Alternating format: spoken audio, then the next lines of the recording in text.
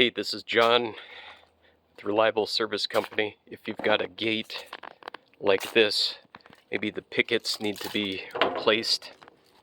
Maybe the gate itself is coming away from the block wall. That's another common problem.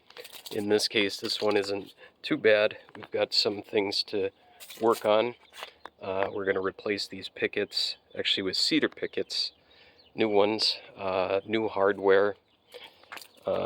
This stuff is kind of ugly, so we're going to also repaint the frame to make that look a little bit better too.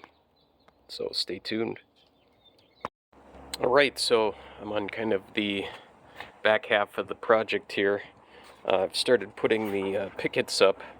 We needed to end up trimming these though, because these were a little bit wet, so needed to shave off about 1/8 of an inch on these so that they would fit more squarely inside of the gate itself. And looks a lot better. And once I get the rest of these pickets on, we'll see how the whole thing looks. So here's our final result, our completed gate.